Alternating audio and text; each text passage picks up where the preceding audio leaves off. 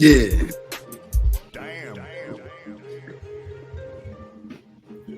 Yes, sir. Welcome to the Moral Victory Podcast, the intersection of culture and sports. If you're watching us on YouTube, like, comment, subscribe. Rate us 5 stars if you're watching us on Spotify, because why the hell not?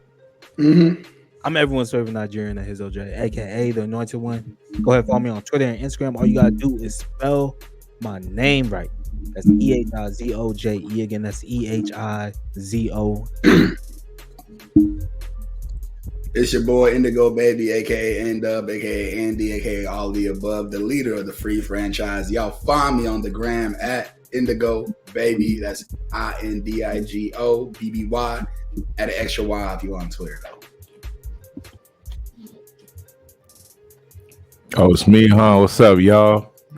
It's Mr. Technical Difficulty BLK_JHN. They call me Blake. Ooh. Blake John. Follow me BLK_JHN on Instagram. And it's your boy Q, aka Phoenix, the biggest. BIG _PHNX. I'm on the 3rd level now. I'm 30 and I'm dirty. Andy, you next. Fuck. Happy birthday, dog, Q Dog. Out to Libras. Damn.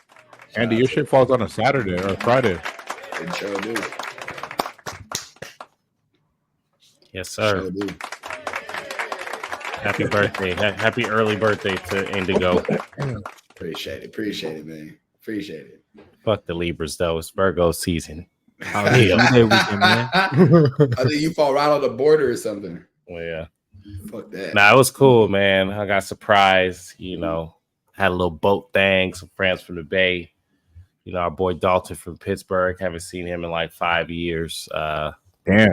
Yeah, no, it's been a while. So it was cool. It was a good time. Definitely flex my grown man muscles in the sense of if this would have happened 10 years ago, I wouldn't be feeling like this, but now I feel like a piece of shit. But feeling a lot better right now. Right on time for the pod. Unlike EJ. Poor guy. I was the first one available for the pod, actually, even with my ailments, if y'all See what had happened was, if y'all listen to the Real Life Shit podcast, I talked about it. Been having some migraines, so when I got my lights up, I gotta have my shades on, keep things a little dimmer. But we pod regardless. You feel me? Got the ibuprofen in me. Wish I had some alcohol in me. But where's that shit? Where's that button at, bro? Yeah, and you is crazy. I can't have some ibuprofen in my system. Yes, you can. Yeah, you can. You can't have it in you though. Nothing inside of you, bro. Nike, was it Nike or Gatorade that used to be like, is it in you? That was one of the Hey, let's go find the producer credits for that. Diddy. Diddy got his name written all over that. By Diddy Ho. Hey, but realistically, y'all, EJ got the glasses on because he's running from the smoke after the New Orleans Saints stuff. Right. See how it coordinates. Well, what's our record? Yeah. Scoreboard. About to say. Scoreboard. And that clip went crazy on TikTok, bro. We had like 64 likes on that. I feel like every time it's something that's not uniform, it's just like some nigga responding to something. You get the most pop. It do. That's what TikTok. Natural, bro. That's what TikTok is. That's what TikTok. Yeah, they prioritize the most natural, like random shit. Yeah. Sadly, I guess that makes sense.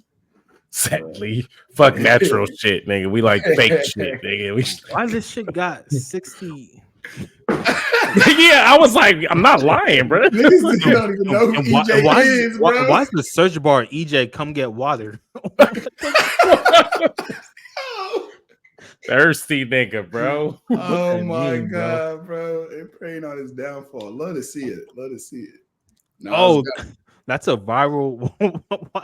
All right, never mind. It don't matter. Is something else already viral with it? Yeah, I don't know what it is. EJ, come get water.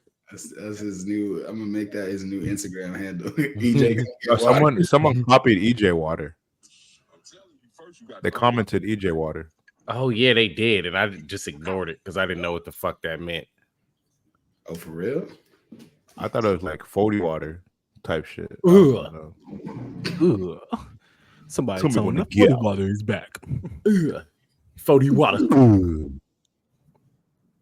Damn, what was that? Dude. Y'all want to get into these topics, man? Let's get into it, man. Topics. I'm cussing NBA's way back. less today. Sorry. Go ahead. Technically, my bad. No, my bad. Go ahead, bro. My bad. NBA's back, man. We had NBA Media Day. But before we get into that, a couple days ago, how do we say this?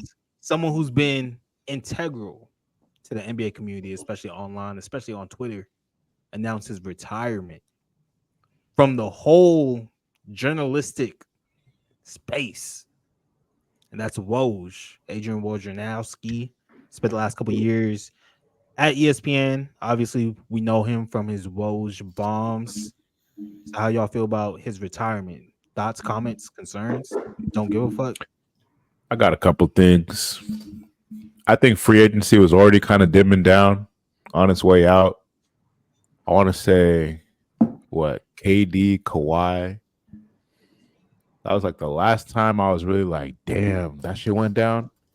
So now that Woj is gone, that's really like a death knell in the free agency time. February trade deadline stuff.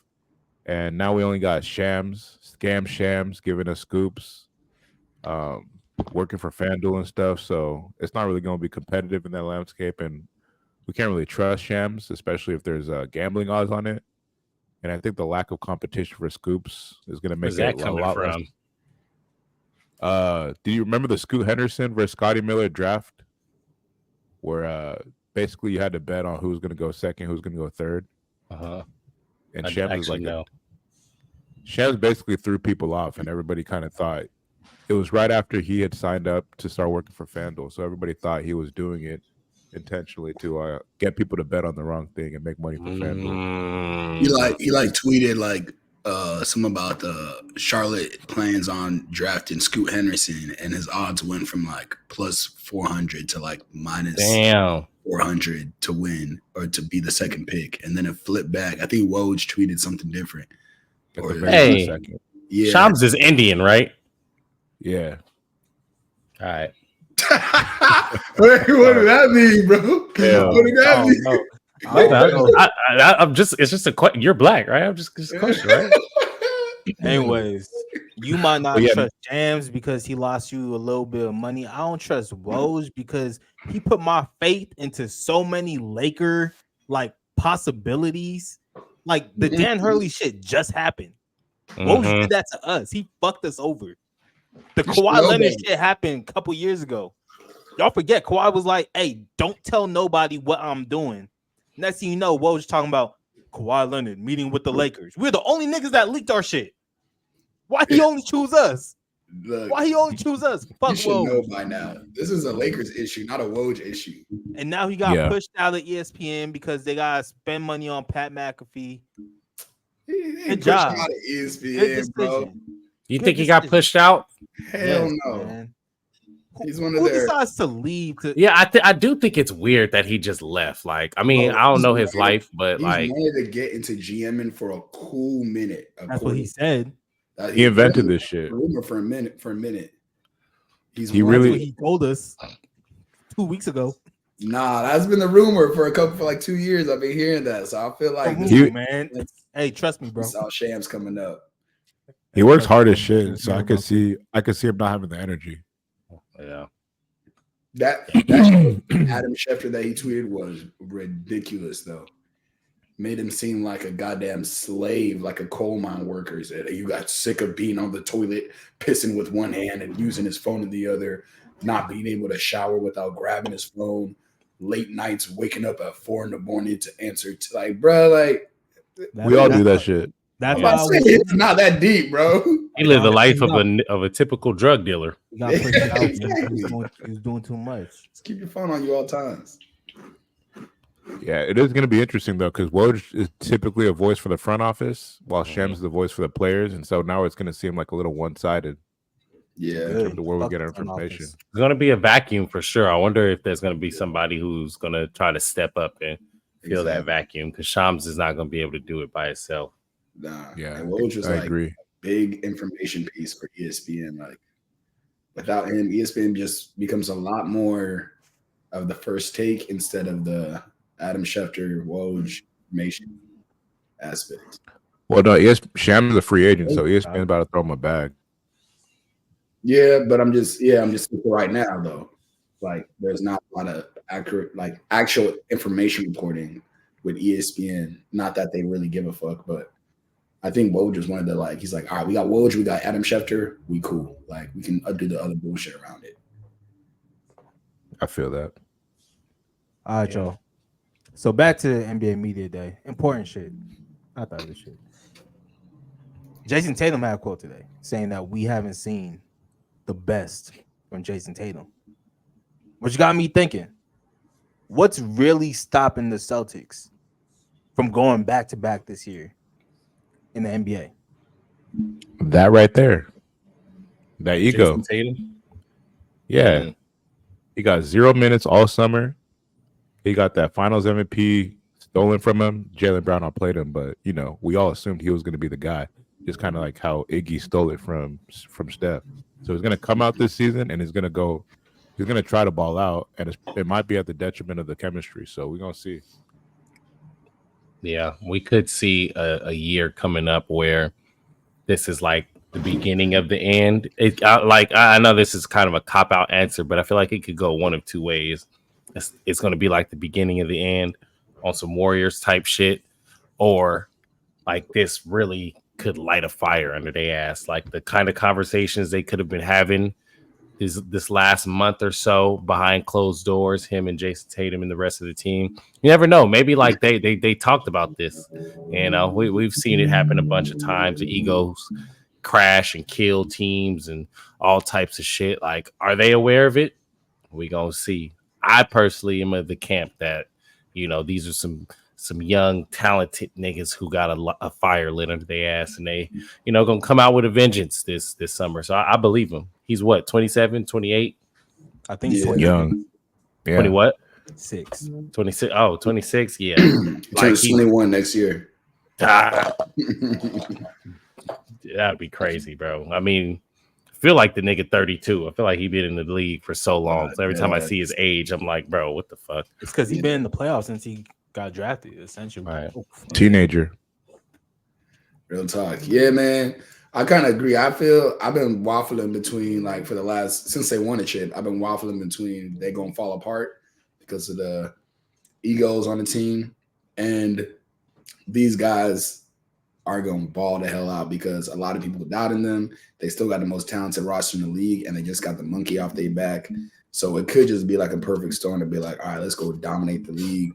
Because the playoffs, I feel like they both underachieved and they still won the chip. Like they did not play. I don't know if them, like Jason Tatum didn't have a good playoffs. They, like, the Pacers could have beat him in 3 of those games. The Cat, like, they had lapses and stuff. Like they didn't look dominant throughout the playoffs, to be honest, unless besides against the Mavs. But damn, that defense, I don't know, that defense is gonna be there to stay. So the only thing I can really see taking them out, to be honest, is injuries.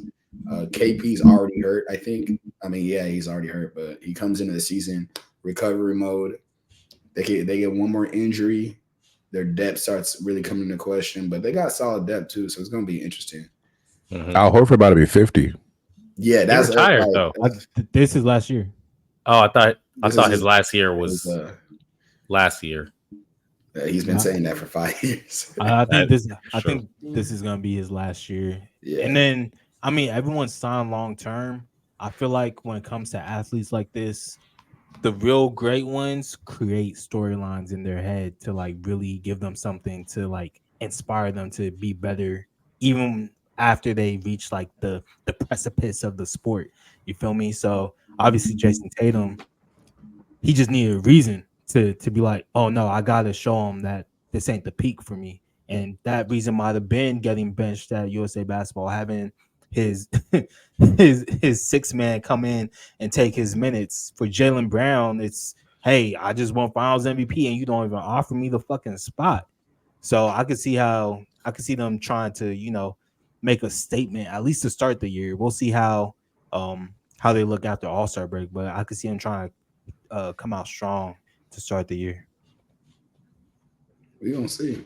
Yeah, we'll see. We'll see. I mean, the East technically got better. I guess they get better every year, and then it's always the same shit. But I mean, there are teams that got better essentially. So we'll see if that kind of closes the gap, because the gap between the Celtics and the next best team in the East has been pretty wide the last few years. So I don't know. Someone to at least give them a test too, because they kind of cakewalk through that playoffs. Like whether it's because they're that good or because the East they ran into trash. I think it's because they're trash. Good. I think they showed us in the finals because we all thought, hey, whoever comes out the West is probably going to win it, and Celtics smacked the fuck up. I didn't. I think the Mavs were the wrong. Luka was hurt going into that, but he was, and I think that was the wrong team for that was the perfect matchup. I still think Celtics were the best team by a mile, but go depth for depth in those teams. Yeah, I would like to see Denver against them. Yeah, Denver made it. They would have been the favorites. Hell nah. Denver, the team that was down double digits every fucking game to the Lakers. Denver was so trash last year, bro. Like they were matchup wise though. People just want to beat us 5. They beat us 4-1. Why you think they beat us 4-1? 3 syllables. Darvin Ham, man. Fuck that nigga. I was like 3 syllables, but yeah, you're right.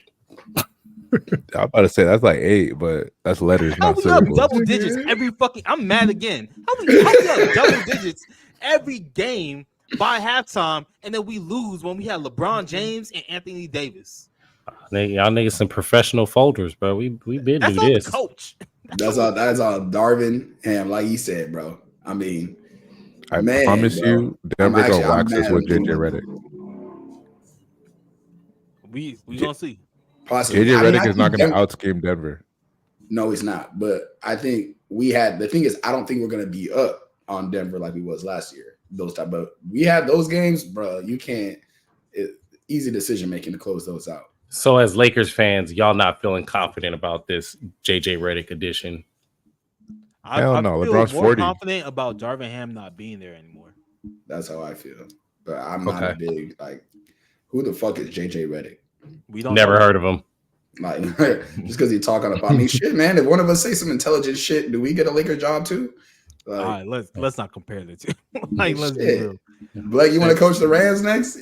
You called them. Yes, sir.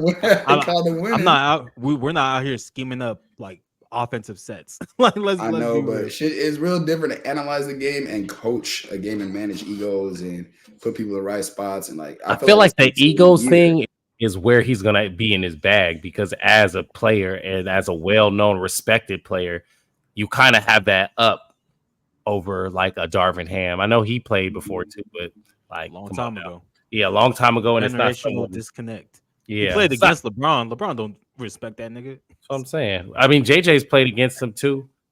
Did he play with him? It's a different time. No. JJ had a pretty solid like NBA career and basketball career. Darvin Ham was yeah. That's what I'm saying. JJ was respected.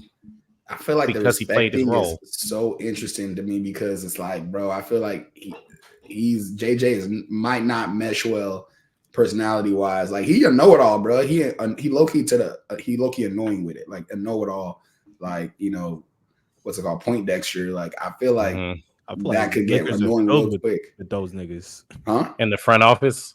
Nah, LeBron, AD, all know-it-alls, bro. Have you heard them ever talk about basketball like in any interview? They be like, "Oh yeah, I knew this shit was gonna happen." The moment he stepped onto the court, I was like, "Oh yeah, he's gonna do this and that and this." And once I saw that, it was easy. A bunch of know-it-alls in one room mean no accountability, so it's gonna be because we had a bunch of know-it-alls in 2020 and we won a ring. That's a different type of know-it-all. That's niggas that actually knew it all. D-Lo is a know-it-all that don't really know that much. Shit, motherfucker think he know everything, bro. Or he a know-it-all where sometimes his right skill there. just don't back it up. Exactly. Come on, we saying D'Lo ain't got. All right, come on, we doing too much. What? He won most skilled point guards in the league. What are we talking? I mean, yeah, but we're not about to sit here and act like he on a night-to-night basis is going to be a reliable player in the regular season. 100%. Not in the regular season. 100%. He'll have a whole month where he's trapped. Like nigga, y'all wanted to trade him for like half the season because Darvin doesn't know how to use players, my nigga. But that's not what y'all. That's not what y'all was saying at that time, though. At that time, who's y'all? Who's y'all? You talking to an educated Lakers fan right now? Oh my god, nigga. I'm gonna be real. Hey, D'Lo, y'all niggas not. Hey, I'm saying you won out of a million, nigga. Y'all not known. D'Lo was ass. D'Lo playing off ball. He wasn't hitting shots. He's an on ball player, nigga. He's a point guard. Let him play point guard. And I agree with you. Like I'm not sitting here disagreeing with you, but I'm not. We can't act like that. So I mean, if you gonna sit here and claim that you knew D'Lo was just this number one player, reliable player on the number one, a reliable player every single time he was on the court, even though when he wasn't on the Lakers, besides the Nets, I mean he. Okay, no, those are the two places that they allowed him to play on ball. Minnesota, he was all right. He played pretty well. Warriors, he was trash. Because why? Because he was off ball. So this nigga has one of the highest IQs, so Mr. Know-It-All, and can't even adjust to roles. Bruh, you are a role player. Figure out how to adjust to roles. Kevin Love can do that. Chris Bosh can do that. You that great? Figure it out, because all these other niggas outside the league. Same Kevin Love, bro. So if we're asking, it don't matter. So if we see a superstar drop down to a role, if we see a superstar drop down to a role player when they adjust the role, what do you think a role player is going to do? D'Lo's a superstar now? What? No, I'm talking about Kevin Love. Kevin Love was a superstar, dropped down to a role player when he adjusted his role. So what do you think a role player is going to do when you adjust his role? All the role players adjust to the role. That's the point of being a role player. Good role players are adjustable. Yeah, you don't drop off. Bro, imagine if we start playing. Name another role player on the Lakers. Rui Hachimura. Yeah. Imagine if we're all like, "Hey, your role now is to bring the ball up." That's different. That's increasing responsibility. Rui's not even on his level, according to you. To the so role, of course he's not adjust to the role. That's he's different. a role player. Adjust to the role. Increasing responsibility is not adjusted role. Tell Austin Reeves, hey, stand in the corner. He did that for times. He can't do that. LeBron had the ball. D'Lo had the ball. What was Austin Reeves doing? Scratching his ass? Bro, Austin Reeves had like the third highest on-ball rate on the Lakers. What are you talking about? He's not. That was first half of the year. Player. Now you just talking. That was first half of the year. Okay, so what are we saying right now? Well, so we're arguing that D'Lo. We're saying role players after D'Lo should be able to switch between roles and still be effective. I'm saying D'Lo's not a reliable player. I'm saying role players, you got as a coach, you need to put role players in the right role. And Darvin Ham did not put him in the right role. I agree with that, but I also don't agree that D'Lo on a day-to-day basis was a reliable player, and I'm gonna stand by that. What are you gonna say when D'Lo's hot and cold this year? You're gonna blame JJ Redick? Yeah, I don't think he was hot and cold last year. Look at his season-long numbers. He wasn't what? He put up numbers. I wish if I knew we were going to talk about the Lakers, I would have pulled up the stats because he was one of only 3 players to hit the amount of threes he hit at the efficiency that he hit. It was one of his most efficient years like ever in the league. And this nigga Darvin Ham benched him a month in after we won the in-season tournament. Like hot and cold means was you here the whole year or was you here? And this nigga has throughout the last 3-4 years. He went cold when they put him on the bench. Like, come on, man. This is my other thing too. The role shift is not a major role shift. It's spot up in the corner, bro. If you good at shooting, if you need all this shit to go your way, then you're not that you're not that guy. True. Y'all know that. He needs the ball handle and make plays and have the ball in his hands for a C level player in order to actually be effective. Like some players shoot well on ball. And other players shoot well, catch and shoot. We saw it with Carmelo. We saw it with Melo. Melo adjusted to being a catch and shoot player. What do you think he was doing his last? how many? First of all, how many years did that take? And two, he still He's wasn't a a great. superstar that did that. D'Lo can't even adjust to being a spot-up shooter as a role player. Like, nigga. I feel like that was an ego thing more than a ego. skill thing. Melo never really for did Melo? it either. He never properly Talk to did him, it. Blake. He never properly did it, but he definitely adjusted. On the Lakers and the Blazers, like that's what he was doing. Melo was a bad spot-up shooter with the Thunder. What are we talking about? The Thunder. How was he with the Blazers and the Lakers? He was like, I don't know. good Pull at up the end of stats. the Pull up the Blazers, and he stats. didn't do much with the Lakers. He couldn't defend, and he was old as shit. That's why, but that didn't have anything to do with his shooting. All right, after this, we gotta move on to the rest of the NBA media. Yeah, see what happened when we start talking about the Lakers, bro. Golly. We got how many months? 6, 7 months to do that. I bet. All We're right, gonna keep it pushing. We're gonna put a bookmark in this though. all right. Bleacher Report, Blake reporting for duty. All right, so I just got like 4 little things. Did anybody see Ant Edwards fit at the Netflix premiere? Bro, such a prototypical nigga, bro. Everything off the court that we see him go through, like they really took nigga your cousin from fucking Inglewood or Atlanta and put him in the league and made him a top 10 player, bro. Like what? This nigga pulled up in a fit you would go to the corner store with. I don't understand how nobody told him what to wear or like how he didn't. I feel like they did. He did it on purpurpose. He just do that's his bro. brother. He pulled up to Olympic pre-workouts, sagging down to his knees. He don't give a fuck. Yeah, he don't give a fuck, bro. That's just him. I love it though. I'm so glad we got some personality back in the NBA. Right, you niggas, Jokic and Giannis. And white people hate it. What's going on with this guy, man? They can't even do that. As soon as he starts messing, what the hell is he doing? Use white people's voices his money. Yeah, he's perfected that for and sure. He played for Minnesota too. Let that nigga have a bad game. It's a wrap. Man, he about to end racism, bro. I swear to God, he about to end racism by himself. All right, another one. Y'all see D Rose was waived by the Memphis Grizzlies. I just wanted to say shout out D Rose, OG Memphis alumni. Not really. He went there like 6 months, but still. Did we get to see him? Oh, go ahead. He retired like middle of the season, right? So this was like no, he didn't retire. He was I just thought this injured. was a formality. I don't a waving is I don't know if they would waive somebody like D Rose as a formality. Oh, maybe I'm tripping. Did we get to see him and Ja play together? Am I tripping? No, Ja got hurt. We didn't get to see Guns N' Roses. So, why did I never hear that? I saw that on Twitter. That's an awesome name. Holy shit! That's what I'm saying, bro. That would have been the hardest duo name. Memphis, sign him back, bro. Sign him back for 1 week. We need that. Maybe they could waive him and then sign him for like $500K. Oh my God! Last but not least, Vince Carter is getting his jersey retired in Toronto. Hey, beautiful. That's dope. Shouts out Vince Carter, man. Shout out Vince. And now who adjusted to his role. That is somebody who adjusted. That's a great example. Unlike D-Lo. Hey man, y'all comparing D-Lo with Vince Carter? That's on you.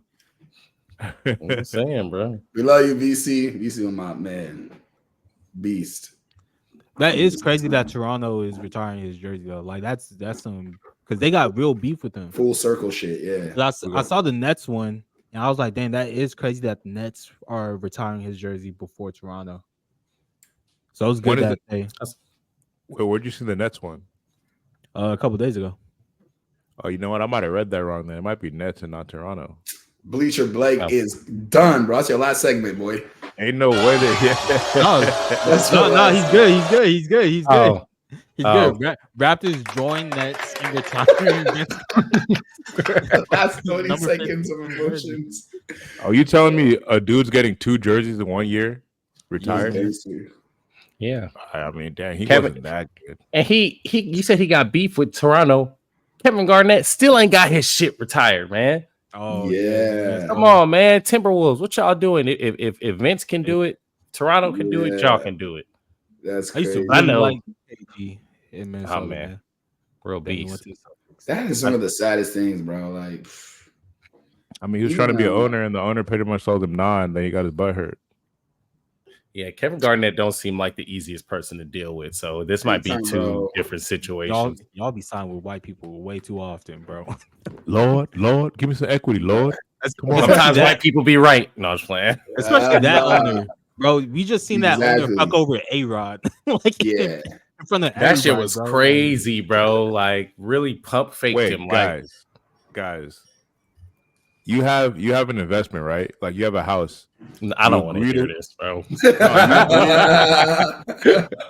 You agree to sell your house. The next day, your house is worth 3x because of Anthony Edwards and a playoff push. What you doing? You just gonna sell the house, or you gonna try to get out of it? Here's the thing: the people already paid you 2/3 of the amount they told you you're gonna pay, and then you just said, never mind. You could have upstairs. I'm gonna stay downstairs with the kitchen, the pool in the backyard, the pool house. Like, that's crazy. But that's what these rich niggas do. They keep lawyers on retainer so they can find loopholes in the contracts, and there was clearly a loophole that he could. Maybe that's why we're not rich, because we're not willing to get down and dirty. Maybe we got to start fucking niggas over, and we'll be on top. I'm willing. Yeah, wait till we start getting this podcast money. We about to break up like in sync. Right. And it's my shit. I'm already planning on embezzling Blake's money. Your portion coming straight to me, boy. Oh, shit. Yeah, I'm definitely in this episode. Joe Budden y'all asses real soon. You're going to see me signing with a deal on Spotify in 3 weeks. Shut up! Wait. Gonna do it like Joe Budden did Rory and Mal. Man, I'm telling you, bro. Hey, we're gonna wake up one day and there's gonna be an episode and it's just Andy on the screen. Yeah, like MVP like, broke up. Hey, Big Phoenix, you're fired. Oh shit! Anyone got a problem that I gotta do that? You're fired. I'm everybody's favorite Nigerian. Hey, like who? You fired. Like who?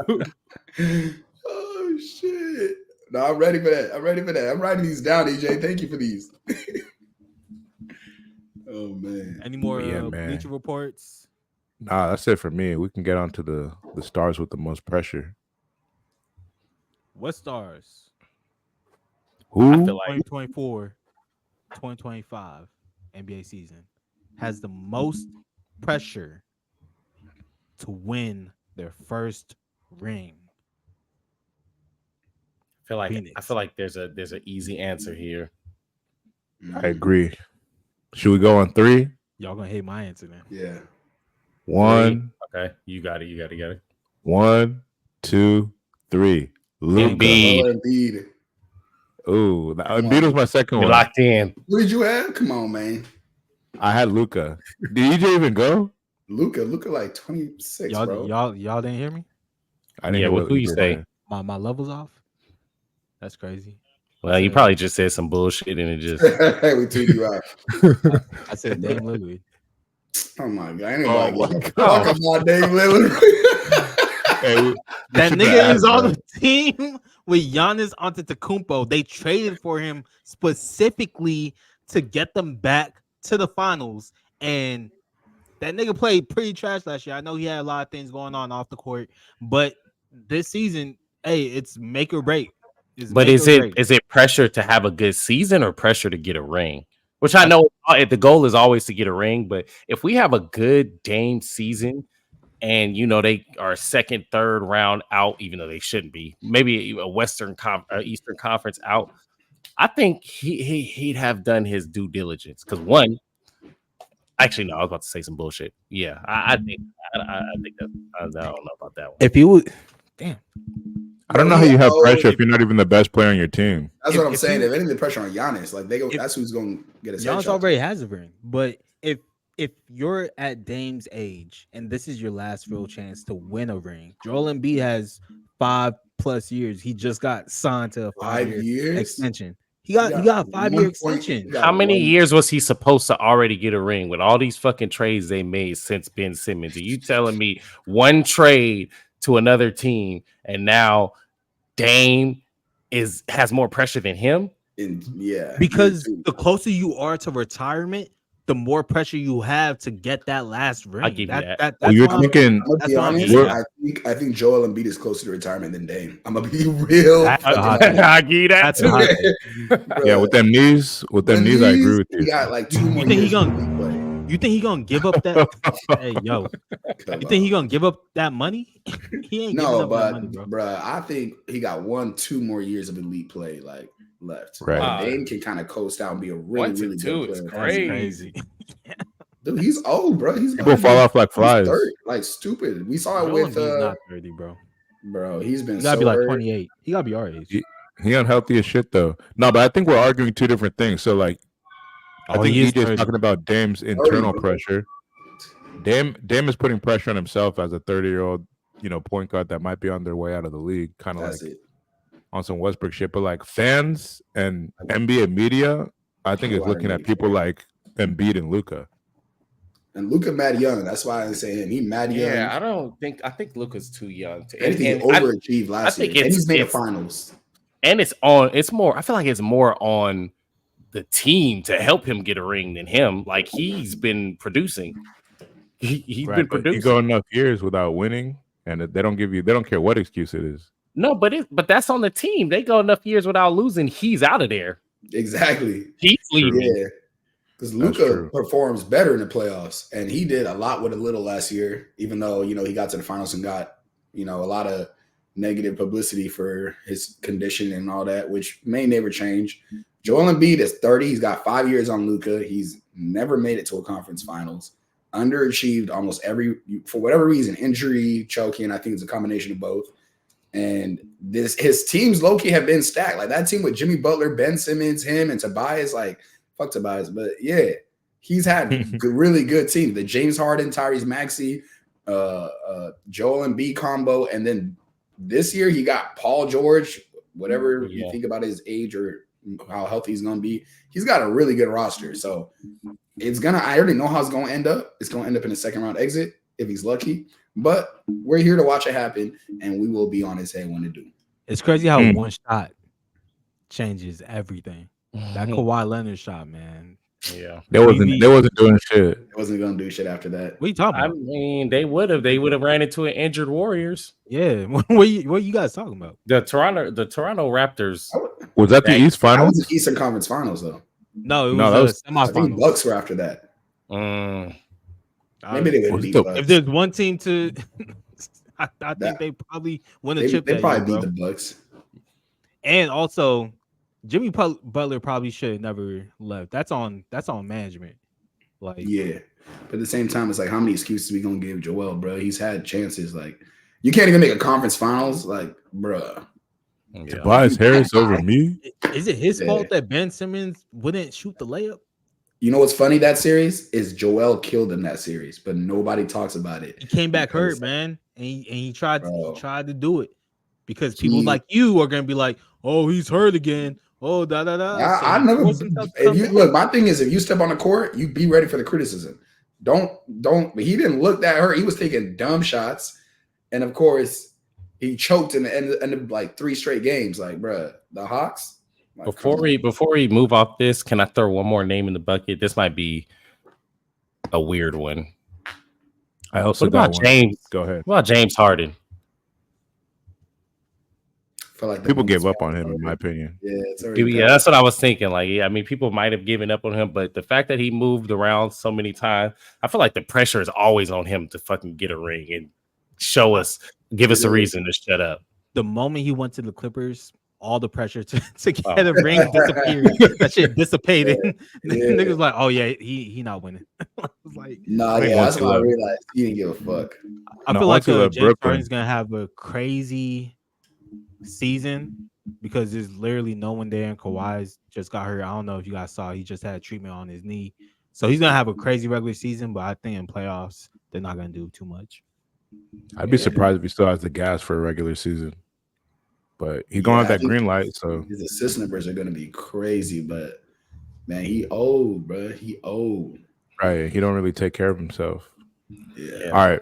Real quick. I got a hot take. Kevin Durant. Nah. Yeah.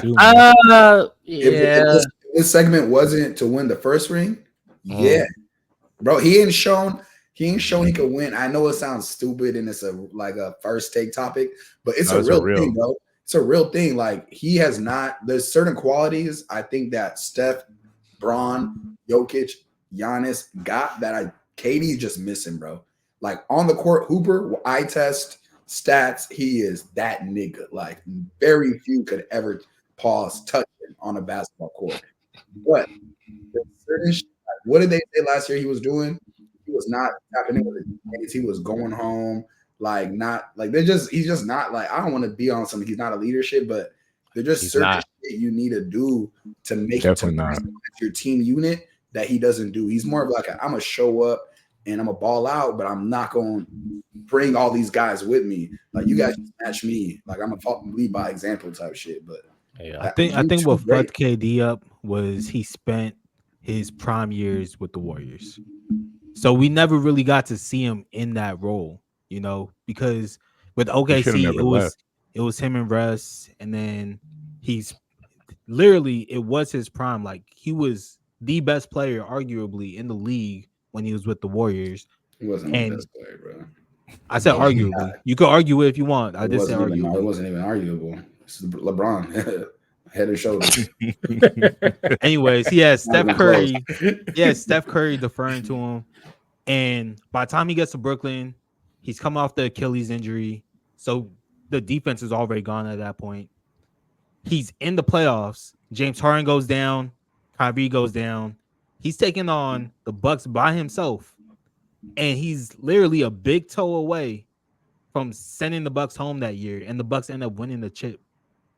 I think if Kyrie doesn't get hurt, James Harden doesn't get hurt, again, another conversation of what if the Brooklyn Nets probably still have their big three and they all have a ring and their legacies are all cemented.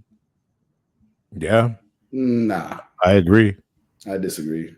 This is all the shit you listed, the shit about OKC and Russ and Kyrie not being available because of COVID, all that stuff. That's because of KD, bro.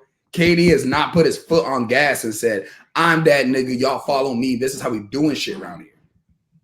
This the thing is, though, how does he do that? Like, is he just pipe up and start yelling at niggas? Bro, you think he's going to hold Kyrie down and be like, hey, yo, hand me the needle? Yeah, thank you, because I was about to say that. Pipe up. Both of y'all. Down, hand me the needle.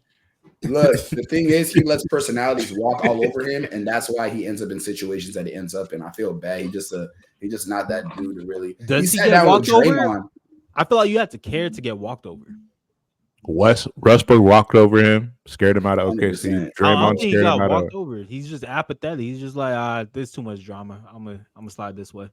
Kyrie, drama because you don't put a handle on shit. Like there's always drama in the NBA locker room. You have to have strong personalities to shut that shit down. Like there's always drama. It just takes a steady hand, but he's not a steady hand. He's just like he always leaves a team because of another player, and he's never down to tell like the GM, yo, I'm Kevin Durant. Get this guy out of here. No, he did that on the Nets.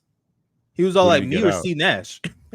He was like, yo, that's a coach, bro. He should have been me or Kyrie, bro. Like, what do you mean? Right. Kyrie the one fucking up your whole team.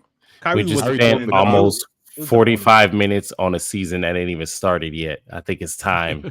I think it's time to move on to NFL. Can't wait for the NBA. I know. I can't wait. Can you tell? It's crazy me saying that because it's the only shit I know how to talk about. Now he going to shit I don't know how to talk about. But talking shit you was definitely right. We might need a separate day in the week because we definitely need to.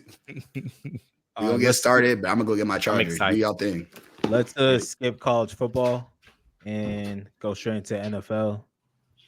But quick shout out to Shadur Hunter, future first round draft picks. So let's start off with the Chiefs, defending Super Bowl champion Chiefs, and one of the greatest tight ends of all time.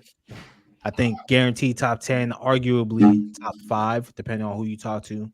Travis Kelce, terrible start to the year. Do you guys think Travis Kelce is washed? Where are you taking this, Blake? Please don't take us back to the Better bathroom. get some water, baby. I do need to go to the bathroom, but we better get some water. Travis Kelce is definitely not washed. These guys are 3-0, and he's pretty much just doing like the what time period was it? I would say like the late Cavs, Miami Heat, LeBron, where you just sit for 2 weeks, sandbag, and just get yourself to the playoffs. Travis Kelce's fine. I think by 2018, Braun was like, you know what? Everybody's bagging me for sitting out too much. I'm just gonna play every game. But a couple years before that, Braun would just be sitting out, taking his time, taking it easy, coasting. That's what Kelce's doing. I mean, if these dudes were not 3-0, I'd be pretty concerned. But they're 3-0. It sucks for fantasy owners, but he's fine. Yeah. They're just not utilizing him. And throughout the league, 3 games, he has 8 catches and 69 yards. Go ahead, Phoenix. I was just gonna say, throughout the league, the tight end play has been down. So, like, if we're having a Travis Kelce conversation, shouldn't we be having a fucking Mark Andrews conversation or fucking, who would it name another tight end? Like, I feel like tight ends haven't really been part of the picture, really. If we're talking fantasy wise, like the past 3 weeks. But those tight ends have never been comparable to wide receivers in regards to their stats. But Laporta last season was the reason I drafted him in 2 leagues in like the first 2 rounds. We told you not to. Yes, bro. But Laporta last season went crazy. I would have picked him up too if I could have. So I'm there with you, Blake. Yeah, no, just to add to Q's point, Laporta's like the tight end play has been abysmal. And ironically, this is Kyle Pitt's best year. Ironically, I got QB. This is the thing though. Like defenses are starting to adjust to the tight end because tight ends have been like easy months. So they had the defensive adjust where they did it 2 highs and just let you check down everything. Now defenses are seeing that it's the easiest way, like the biggest weapon mid QB can have is a tight end where they could throw it straight this way, not have to actually make a crazy throw, and they can get 7 yards easy. So defense and the linebackers have been play has been adjusting the tight ends too. So I think it's an overall league adjustment to the tight end position. The Mark Andrews shit, they're just using him to block. That's the Ravens O-line is just so bad, they're using him to block. I mean, he ran like the lowest amount of routes in his career the last 2 games. The nigga ain't practiced for 2 weeks too after getting in a car accident, which they said left him with little to no scratches, which I feel like is clearly a lie. I feel like that has to coincide with why he's not really being used too much. Probably no scratches, but he for sure have. Yeah. I didn't even know he got in an accident. That's probably why. Maybe he was drunk driving or some shit. Taylor Swift. No NFL player. You just putting shit on niggas. That's crazy. I mean, look. Hey, trust me, bro. It could be mental for him too. So no, we talking about Mark Andrews, not Travis Kelce. Mark Andrews got into an accident. It could be mental though for Kelce though. It could be because. So I think part of it too is Rashee Rice is taking all his routes. Taylor Swift got that nigga drunk driving. You got something wrong with you. My bad, Indigo. But you good. Rashee Rice is low-key taking a lot of his targets. Like if you look at Rashee Rice's route tree, it's all the shit Travis Kelce used to run. At the same time, it's like I think it says more about the Chiefs' passing attack that basically there's only room for those routes because they haven't developed an explosive threat yet. Like Xavier Worthy, he's cool, but he's not ready. Like he's not really ready. Mm-hmm. Yeah. But like there's only room for I guess so many like him and Kelce to run those routes. And right now, Rashee Rice is just more explosive. And they gonna get their money's worth for Rashee Rice because that nigga might not be here next year. You feel me? Use him now.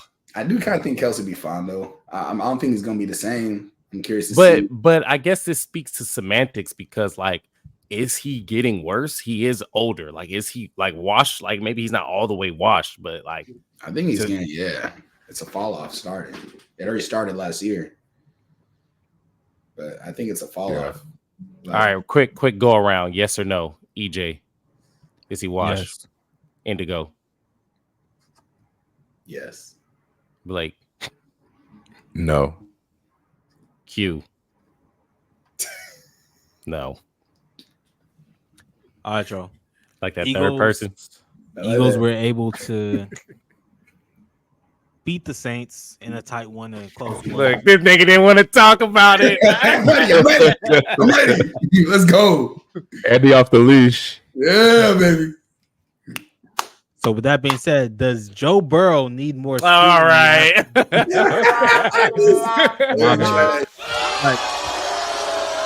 Shut up.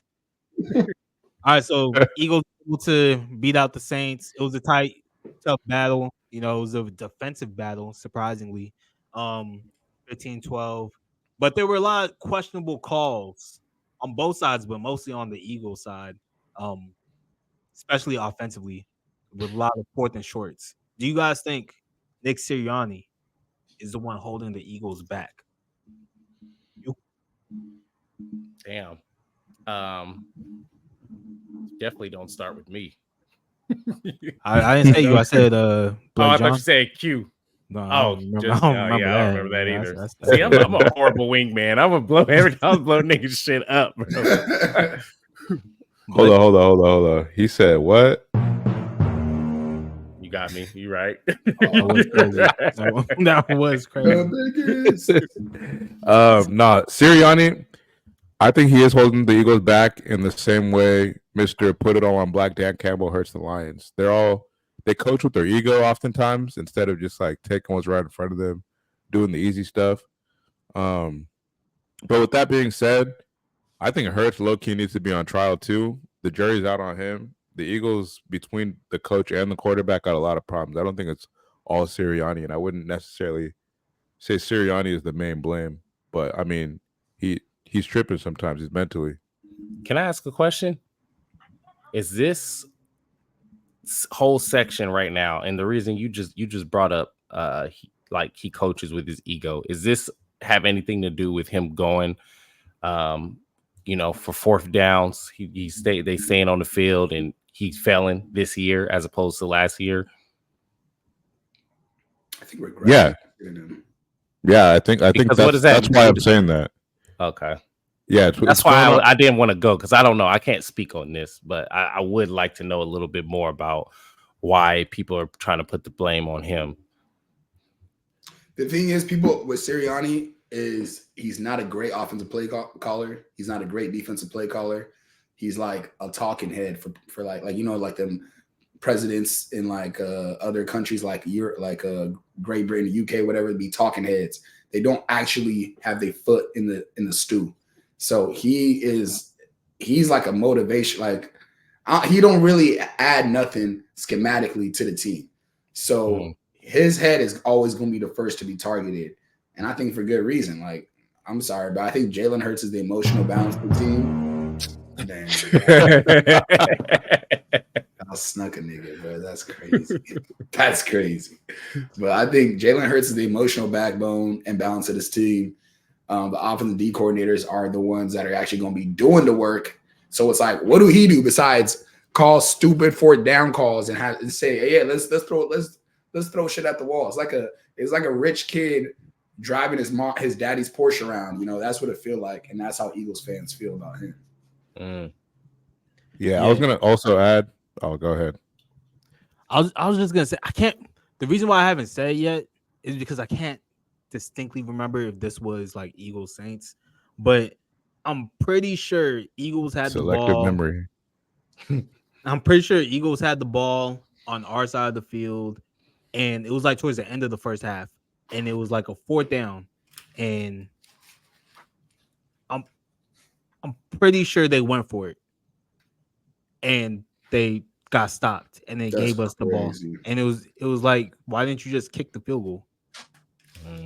Like, because even if you had gotten the first down, you would have had to kick the field goal anyway, because Tom was running down.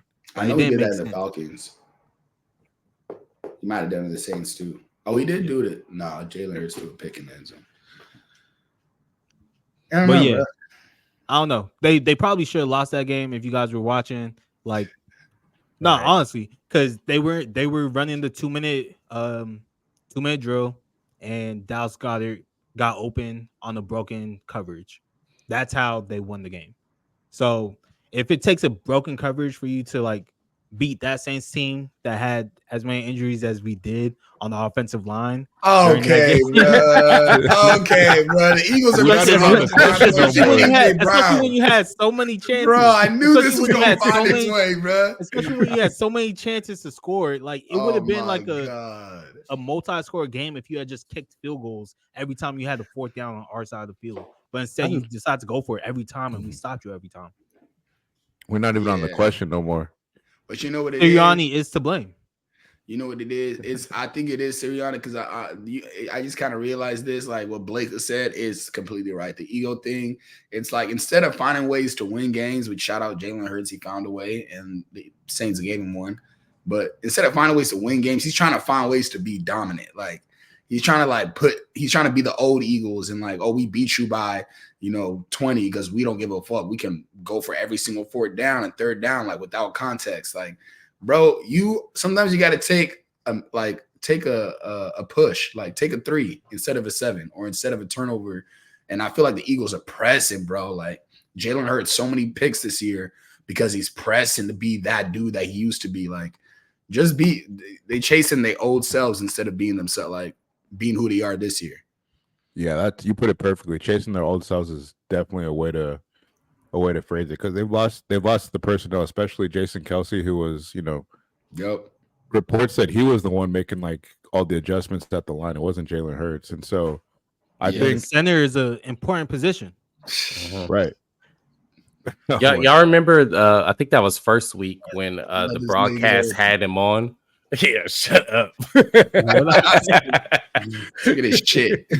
Hey man, Eric McCoy out 6 to 8 weeks. Saints are in trouble. Golly. Yeah, I remember. I think it was first week, and they had Jason Kelce on for the broadcast for the Eagles game, and like every play, it was just kind of it was kind of bad to have him on because every play just kind of speaks to him being like the play caller in the head for the game. He couldn't even really like announce. Like he sounded nervous. He sounded kind of mad. He sounded like he didn't want to be there even talking about it because he was looking at something that he would probably, be the one calling the shots for. So I think, that speaks to that point. Yeah. I think emotionally too, Sirianni doesn't really have like the respect of the team. Like he definitely couldn't handle the personnel, like in terms of the defensive coordinator last year. During the playoffs, he's like talking trash to the other team. Jalen Hurts has to tell him to calm down. I mean, him and Jalen Hurts obviously reports that they don't see eye to eye. So, like, I don't really think he has the respect of a lot of people in the organization. So I think from that perspective, he's also holding people back. Yeah. You know who else is being held back? Careful, Joe Burrow. Joseph Burrow. So, Joseph. Does Joe Burrow, after the Bengals started 0-3, do you think he deserves more scrutiny? As the same level of scrutiny that other quarterbacks have in this league, whether it's their fault or not, when they have a bad start. Hold up. We are basing our level of credibility based off. Already started caping. That's crazy. I'm just saying. He didn't even say go yet. All right, y'all got it. Y'all go first. Y'all go first. Up, nigga. You see the way EJ set that up. Damn. Mouth all on the microphone. Should we blame him irrationally? Chill. Irrationally. Basically what you asking. So ask that question. I just feel like if you 0-3, like, like you got, like, you have to, like, you have to put a little bit of scrutiny. Like, the defense could be a lot better, but you could also, score more.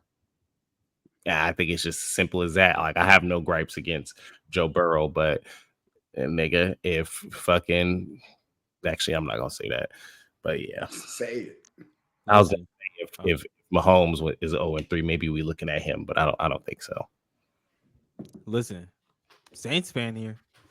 We have historically the worst defense ever. We go into the history books, look into that 2011 team, the worst defense ever. How many games did we win that year? 11. So if you really all that you think you are, you're gonna find a way to win games regardless. Bro, you had one of the best offensive play callers in history and a elite offensive roster with a great O-line. Stop playing, bro. Bengals don't have an elite offensive roster. They have elite offensive receivers, and they haven't even had one of them for 2 games.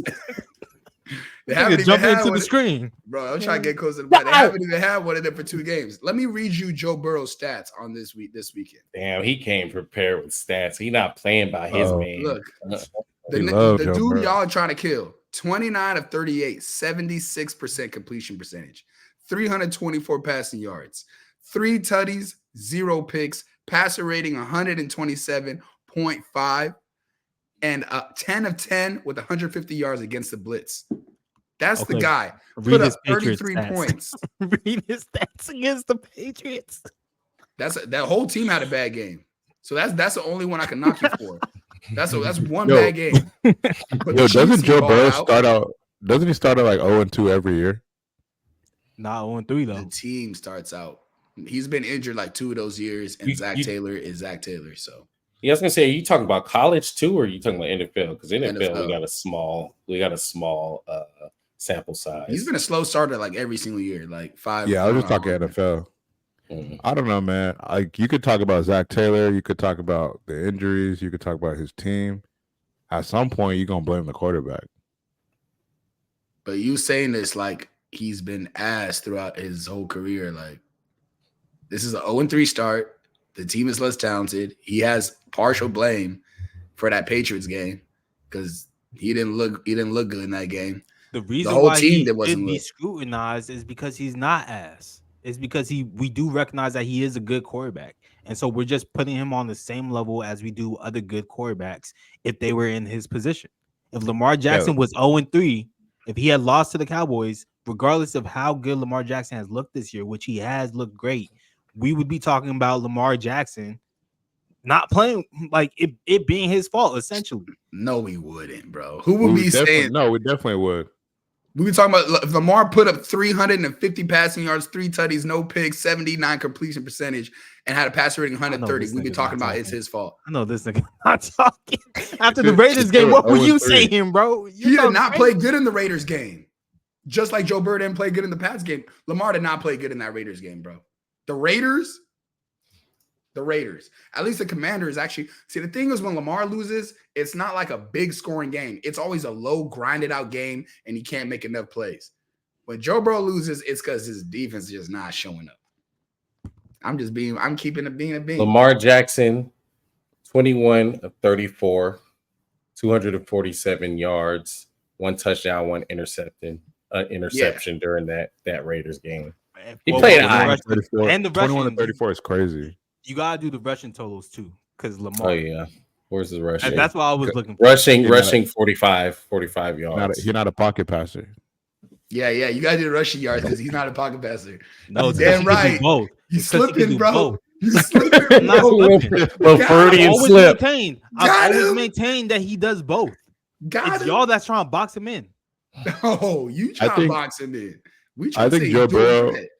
I think comparing Joe Burrow to Peyton Manning before the rings is a good example where like Peyton was flawless in the regular season, but he couldn't get it done for the longest time, right? And people opposite.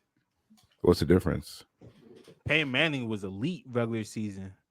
It fell off in the playoffs. Right. No, but it's like the quarterback play is top notch, but he wasn't like I'm talking postseason versus regular season, so this is a bad example. Never mind. Yeah, shut up. Shut up. Oh my God. But be real. Look, I feel like it's a horrible storm that hit him. I feel like that Patriots game was just that's where they lost the season, which is crazy. But their season it's probably done. But that was the game because the Commanders are not messing around, and I think they're gonna put everybody on notice this year. The Chiefs are the Chiefs. You had them in week 2. You fought them you could have won. You should have won that game, but you didn't. Mahomes, you guys. But shoot, man, it's just perfect storm. And they got the Panthers next week. If they mess around and lose that game, bro. I was just about to say. Okay, if they lose that game, you're gonna hear a different tune out of me. Why? Because that's the one where it's like, it's got to be a perfect, like 78% completion percentage, and make that 90% completion percentage. The Panthers defense is still ass. Like, I'm assuming they're going to win, but the Panthers defense is ass where you should be able to just go out there like I'm putting up 40. I don't care. Here's the thing about that Panthers game. Like you said, or like you keep reminding us in the group chat, Bengals defense is terrible. It's real bad. Panthers have one of the best offensive lines this year. They do. So if it's bad defense versus bad defense, which defense is worse? And at least the Panthers have J.C. Horn. Nah, but see, this is the one where it's like, all right, Joe Burrow, I need a miraculous game. Like it's Andy Dalton. I know like Jayden Daniels is a rookie, but he is a dangerous rookie. And despite people thinking about his weapons, they gonna be dangerous the whole year. But it's Andy Dalton, bro. It's Andy Dalton. Andy Dalton revenge game. I was about to say it's gonna be a good game, bro. But yeah, I think I'm off the Bengals. They just don't got pieces, bro. Damn, that's the biggest piece of today. You done with them? I'm not done with Joe Burrow. I'm done with the Bengals, though. They might squeak into the playoffs. I still think they might make playoffs, but they're not doing nothing major with that defense. All right, let's talk about undefeated teams. Let's start off with Blake on this one. Great segment idea. I love this segment. I feel like me and Blake might, agree on this. Which undefeated team in the NFL that's 3-0 do you have the least amount of faith in? Definitely the Seahawks. Because the Seahawks, look, Bills and Chiefs, there's not much to talk about. It's just consistent excellence year after year in the regular season. Chiefs, actually, regular season and postseason. Vikings, that defense, people are just starting to talk about it, but all year, probably the best defense. Like Vikings and Steelers are probably the two best defenses in the league. And so they can rely on those things. And the Seahawks, I just don't see on the offensive side or the defensive side of the ball anything that compels me to believe that they're a real 3-0 team out of these five that can actually contend. And I really don't think the Steelers can contend because they're limited offensive potential, but the Seahawks, I don't see it on either side of the ball. And I don't really know anything about their coach, so that's just me. I think the Seahawks are the fakest out of these fives: Bills, Chiefs, Vikings, Steelers, and Seahawks. What about you, Phoenix? Yeah, I'd agree with Blake. Pretty much everything he said. Like Chiefs, Bills, we don't even need to touch that. Vikings, Steelers. They're always known to be at least somewhat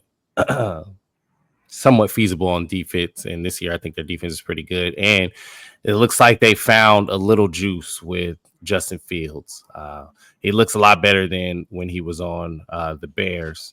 I think I saw some stat about him. He was the number one. Damn, how do I say this without a pause? I was about to say sack taker, but I don't want to say sack. When he takes sacks a lot less with Steelers, and I feel like that was one of his biggest gripes back when he was on the Bears. So he's been playing decent. They've beat some decent teams. Vikings have beat some great teams so far. Seahawks, I think they've squeaked by. I don't really see anything, that stands out with them. Like I think it kind of has just played out that they're that team that's undefeated, that it's just played out. Like within the next 2 weeks, they're going to take their loss, if not 2 losses. So Seahawks. Indigo. Y'all ready? Y'all done with the speculating and pulling shit out your asses? No. The team, you know where the Seahawks rank in DVOA, which measures basically advanced analytics for how good a team is. It's the best way to. I don't know why y'all laughing. That's the best way to measure team success, and it's the best, and it helps you with betting too. The Seahawks rank 3rd in the entire league. You know where their defense ranks? The defense I said would be elite and top 5. You know where their defense ranks? Number 2, right behind the Vikings. You know where the offense ranks? The one that we said couldn't be both couldn't be top 10 at the same time. Number 6 in the entire league. The Seahawks are a real 3-0. The Steelers are the Fugazi ones, bro. The Steelers are Fugazi as hell. Look at who they beat. They beat Kirk Cousins week 1. Boy couldn't even move. Couldn't even move. took his ass out. That was still a grinding out game. And I know the Seahawks even had the best resume, but regardless, couldn't even move. Week 2, they went on the road to face Bo Nix. Scary ass Bo Nix. Barely beat him. Bo Nix was in that game the whole time. Week 3, the Chargers, Justin Herbert breaks his goddamn leg halfway through the game, and the Steelers come back and win. Justin Fields is not a QB I believe in. I'll take Geno Smith over him any day of the week, and I'll take DK Metcalf and Tyler Lockett and Nick Sirianni all over the Steelers' weapons. That defense for the Steelers is real, but the Seahawks is just as real, if not better this year. Don't let the hype fool you. The Seahawks are here, and they for real. Contenders? No, but neither are the Steelers. The Steelers are the worst team in that bunch. Bro, if you top 3, if you top 3 in DVOA, not playing. Yeah, he feel like he just spit a freestyle or some shit. I'm not playing with y'all today, boy. That's called if you top bars, 3 in nigga. DVOA, how you not a contender? Because so that's how you know that's fake. Exactly. Not the DVOA is real. It's just that they don't have the upside to beat the elite teams, in my opinion. So they're going to be DVOA. Not great. Is real. It is real, but is it so real early, week 3 though? That was gonna be my point. It's only real when you have enough data to really show for it. You want to know why they have all those high rankings? Let them know. You mentioned Bo Nix. Yeah, let them know. Bo Nix. Seahawks faced him week 1. The first week he ever played in the NFL. You know who he played? Who they played week 2? Jacoby Brissett, the dangerous Jacoby Brissett. How much they beat him by? By 3 in overtime. God damn. And you know who he faced in week 3? Skylar Thompson and Tim Boyle. Waxton boys, too. Yeah, man. They beat that bitch ass nigga up. Look, how you gonna dog the Steelers record? How you gonna dog the Steelers schedule and then ignore the Seahawks schedule? Because you are saying that the Steelers are better, and I'm like, bro, what have they proven? What have they proven to be better than the Seahawks? What have they proven? What's different about those two teams? They're proven to be a more consistent team. Wow. They're the definition of 8-9, 9-8 every year. I trust Geno in that offense more than the Steelers offense, and the defense is just as good as the Steelers. They're just not getting the hype.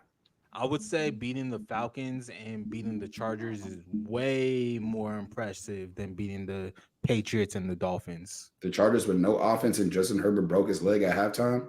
And Justin Herbert played till like what, third quarter? What are we talking about? Yeah, deep third quarter. Yeah, what's Andy talking about? Early third quarter. And the Chargers have the best rushing offense in the league, and Steelers shut them down. Bro, they have the best. Who did they Chargers face, bro? The Raiders and the Panthers. That's why they have the best rushing offense. Like, this got to be in the context, bro. Nah. Who did that? You just said.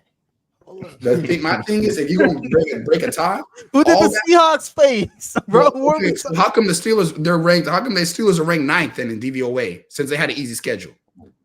You said that. We didn't say that. I'm saying the Steelers are ranked 9th and the Seahawks are ranked 3rd. You said that. That's proven more this year. Schedule. Why are you arguing against yourself? I'm not. I'm telling y'all, one team is one fire, the other team is not. But y'all using semantics to prove y'all point. Justin Herbert with a goddamn fibula is sticking out from the sideways. Like, come on, man. Kirk Cousins. He sprained his ankle, bro. Is DVOA strictly a defensive stat, or does it take into account your offensive production? It's everything. You have defensive DVOA. You didn't listen to shit I said, did you? Well, no, because then their DVOA is obviously not as good as the Seahawks because of their offense. But their defense is that much more. But the Seahawks still have a better defensive DVOA. They've proven to be better. Just nobody's giving them attention. Because nobody cares about the Seahawks and Mike McDonald, my coach of the year. Y'all gonna learn today. Y'all gonna learn today. DVOA comment when we go into these power rankings. Because I'm looking at the list right now, nigga. You got some explaining to do. Let me see who you're talking about. You know who I'm talking about. While that nigga's looking up the DVOA rankings. Trying to find who you talking about. Let's talk about some rookies, man. And Jayden Daniels Caleb I see it Williams, too. rookie QBs. One's having a great start to the year. The other one was a number 1 overall draft pick. Who do you think is going to end the season with a better regular season? Does that make sense? Absolutely. Yeah. It makes sense, but the question is just too simple, and there's only one right answer. Damn, talk your shit. Jayden Daniels. Yeah. Honestly, last night was the first night I ever watched this man play football. And I saw Lamar Jackson with pocket presence. I saw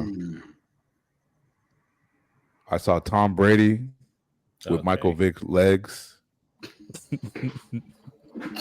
Nah, but I'm just taking down. I was gonna say, so this making a perfect quarterback. It just might be taking down the Bengals the way he did. Just staying cool, calm under pressure. Prime time at home. Actually, no, were they at home? Yeah, they were in DC. That was amazing, and that play was Cincinnati. It was in Cincinnati. Yeah. Oh yeah, it was in Cincinnati because he told them to go home. Right, in a hostile environment, and that play to win it all, going to McLaurin, shit. Yeah, I mean, Jayden Daniels is definitely shown way more than Caleb Williams. It's only been 3 weeks, and he definitely doesn't have that shitty of an offensive line. But yeah, man, Jayden Daniels looking like the truth. Yeah, I'd have to agree, and I mean, more because I just really don't see the Bears fixing their offensive line, at least until way later in the season. And if that's going to be Caleb Williams' biggest crutch, then what is he going to do about that? Like, he's going to finish the season, lesser than Jayden Daniels. And the fact that Jayden Daniels can run like how he does, like if you have him in fantasy, yeah, like you're up right now. Big up. So I'm actually going to go with Caleb, mostly because Jayden Daniels, I saw him slide once last game, but he takes so many hits, bro, when he runs. I don't know if he can do like a full NFL season taking those type of hits. He's a small guy too. Yeah, that's fair. That's very fair. He's not throwing too much. Like the game against the Bengals was his first passing touchdown. In regards to what was that? To a lineman too.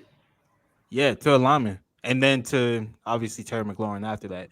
But Caleb Williams, even though he's having a bad start, quote unquote bad start for a rookie, and we could blame it on the offensive line, he's not scared. Like, he's taking those hits in the pocket and still delivering the ball. Eventually the chemistry is gonna be there, the timing is gonna be there. I'm really thinking he's gonna have a crazy second half to the season. So I'm gonna go with Caleb Williams. I'm super on the fence, but I lean Caleb Williams too for that exact reason EJ said. The injury is, I mean, I hate to even put this out there, but bro, he ain't lasting a full season. That's the only reason I didn't draft him in fantasy. He's gonna get he's the A-Rich, but like way better than A-Rich is, for now. But he's a baller. He's hella fun to watch, man. He's out there. It reminds me of like a little RG3 Lamar Jackson mix. It just the read option they're running and those deep balls, bro. Like that first deep ball to Terry was one of the damn, bro. That was one of the throws of the weekend. That was crazy. I did not think he would translate that immediately. And we hadn't really seen it the first 2 weeks anyway. But yeah, bro, he's not trying to slide for nothing. Like he is taking hits on balls, but he's not going to last the season. Like he's just not going to last the season. So that's why, I mean, I was even joking in the group. I don't know if it was our group chat or some other group chat, but I was like, wait till week 8 because Jayden McDaniels is going to be on IR and Caleb Williams is going to be passing him up. And I think Caleb Williams is just a matter of time. Like it's a timing issue with his guys.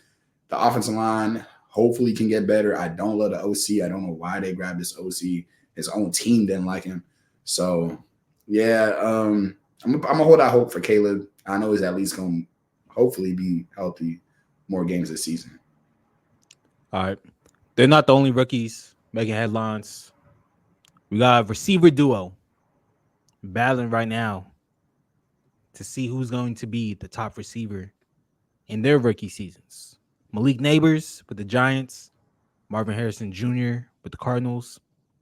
Who do you guys think has the better season at the end of the regular season? Phoenix? I kind of want to, I kind of almost went into this like, who is just better? And I was going to say Malik Nabers. And I was like, that's just obvious because he's doing this with fucking the abomination of a quarterback. But with that being said, I think Marvin Harrison Jr. might end the season better just because he's set up a little bit better. Like, I think Malik Nabers, it might be leaning on him a bit too much towards the latter half of the season. And he is a rookie. And with, that being said, he's going to make rookie mistakes. He can't be the who's the other good receiver on there? I'm trying to think. who? Yo, man. I mean, you got Jalen Hyatt and Darius Slayton. That kind of makes up the receiving for the Giants receivers. Yeah. I'll just go Marvin Harrison Jr. I think he's just set up a little bit better. I think Malik Nabers is making a lot more shake with what he's got. Mm-hmm. Hey man, hey Malik, who's your neighbor? Like, man, Malik Nabers is nice. He's nice, bro. Mm-hmm. Nah, give me Malik Nabers, bro. He is that dude, bro. I don't care who throwing him the ball, bro. Could be Pee Wee Herman throwing him the ball. He's that dude. He's that dude. Marvin Harrison Jr. has looked good. He's in a great offense. It's going to put up hella points. He might have better stats end of the year, but I just think Malik Nabers he pops off the screen like Justin Jefferson did his rookie year, like OBJ did his rookie year. Like, he is different, bro. He is different, and he's putting the league on notice. I don't think it's going to stop anytime soon. He might put Dallas on notice on Thursday, but he is different. He's different. Blake? This one's difficult, man, because Malik Nabers is definitely making some lemons, but Marvin is a Lamborghini. Like, this dude kind of reminds me of a taller T.O. Hey, what y'all? Come on, y'all. I'm trying to spice this shit up. What you said sounded dumb as hell, bro. Cut out? Damn. I mean, it's probably better that it cut out. I just heard lemons and Lamborghinis. Sound like a Rick Ross album. Oh, give me pepper wings with the Lamborghini. Oh, suicide doors could afford more. No, it's difficult because of like the talent. Obviously, Marvin Harrison Jr. is way more talented. He's way more of a freak at the position. Is he? Yeah. I knew that was coming. Dude, he's like 6'4". He ain't got no burst, bro. Marvin Harrison don't got burst? Not really. Pause. Not really. Not nowhere close to Nabers. Nabers, I feel like, is a freak athlete. This is tied, but gun to my head, honestly, I'm going Marvin Harrison just because of the talent. This man, he's basically like Megatron, but way quicker, in my opinion. Yeah, I'm gonna go Marvin Harrison Jr. as well. Like Blake said, this was tough, man. It was tough to decide. Like, I was listening to y'all's arguments, hoping one person would sway me, but I just stayed on the fence the whole time. And you know what? Just looking, I'm gonna just go off eye test. Malik Nabers, it looks amazing when he catches that ball. He was ready for that. He hit himself. I was like, who did it that fast? Let me get out the way.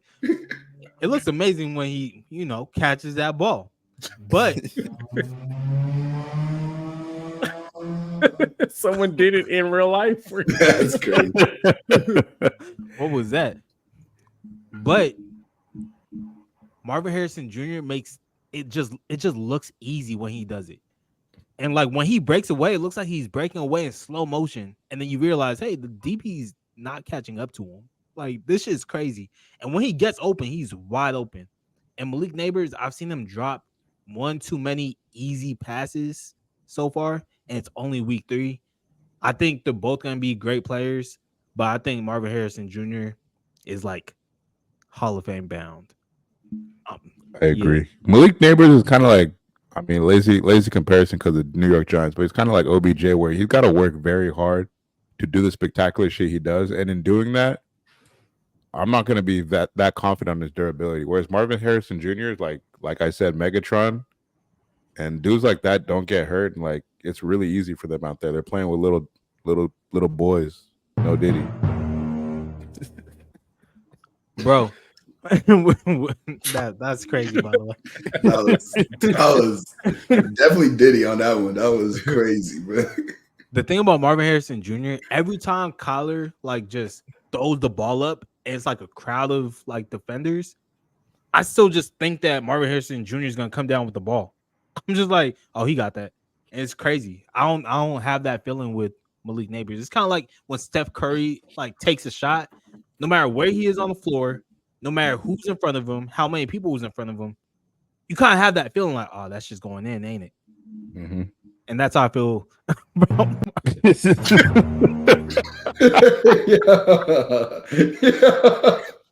Hey, yo. I saw Q's face. I was like, yeah. I was like, that's crazy. I was going to let you slide, too. But you said...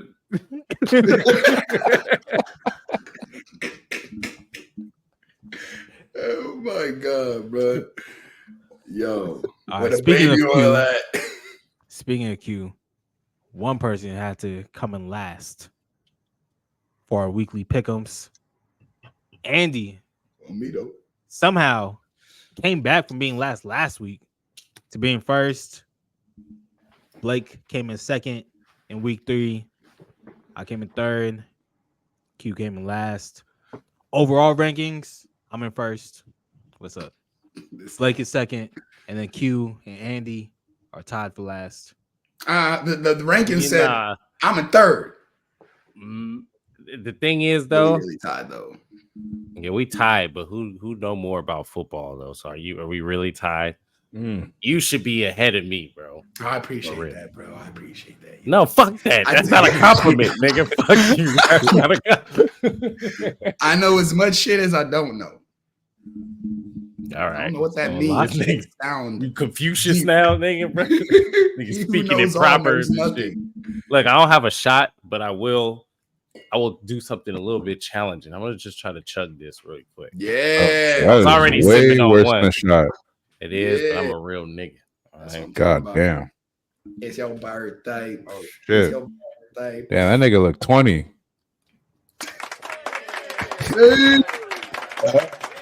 Good shit, Q. Good shit, Q. Put that down your throat. Hey. I know your eyes are watering. Oh my God. Hit him again. Hit him again. I know your eyes are watering. It's crazy. Why y'all talking him through it? That's crazy. God damn it. We get to the 130 point and niggas just swallow it. Busting all over the place. Hello.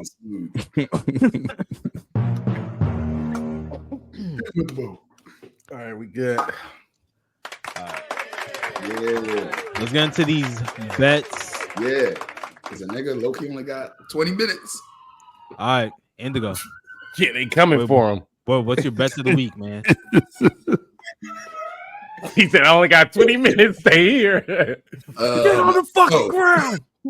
So I got some making up to do. All right. Last week. Big time. Oh, wait. Did we mention that I'm in first place right now? Oh, we can. So our current rankings for the weekly bets, we got first place with Blake, $416. Yeah. Ehizoje with $326.70. Third place, Phoenix with $285. And last place, Indigobby with $232. Go ahead.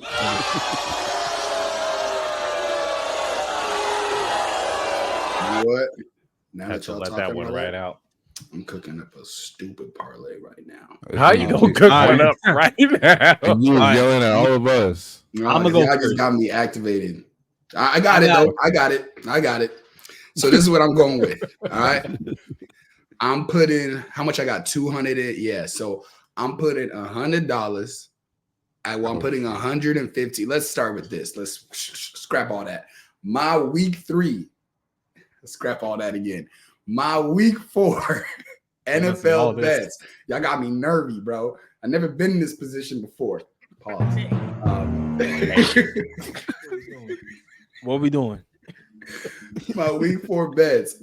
I'm taking the Cards at home off a loss, facing the Fighting McDaniels off their biggest win of the season, maybe the biggest win in Commanders that they've had for the last 5 years.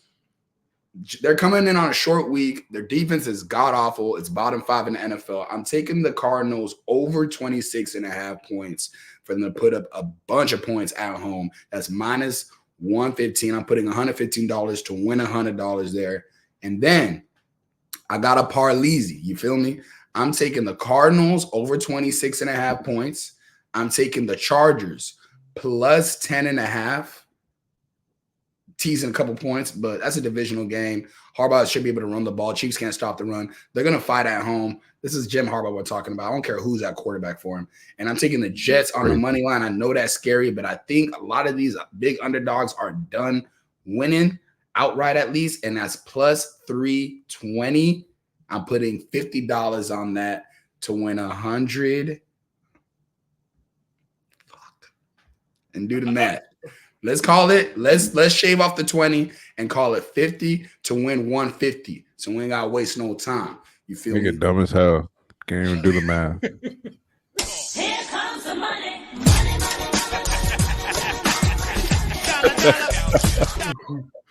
All right, wait. So what are you risking and what can you win? So that's a total of $165 to win 250. You feel me? Okay. My 3-leg parlay is a little bit on the safer side. It's going to come down to the Cardinals. So they probably going to put up 13 points this weekend. Just know that. All right. My weekly bets of the week. I got 2 3-legged freaks for y'all. No Diddy. First one. I got a spread. What? Relax. I got a couple spreads. I got Panthers versus Bengals. I got Panthers covering their 4.5 underdogs. I got Chargers versus KC. They're 8-point underdogs. I got Chargers covering. I got Ravens versus Bills. Total points over 46. That puts me at plus 597 odds. So I'm going to bet $75 to win $447.75. My second parlay. I got Thursday night football, matchup for you. Giants, Cowboys. What do Cowboys do? They let niggas run on them. So I got Daniel Jones over 29 rushing yards. What's Daniel Jones going to do? Throw the ball away. He's due for one. So I got Daniel Jones interception. And then you got Jake Ferguson. He's healthy again. He had 95 yards last week. This week, his line's at 43.5. I got the over. That's plus 547. I'm going to bet $25 to win 136.75. That's a total risk of $100 to win $584.50. Here comes the money.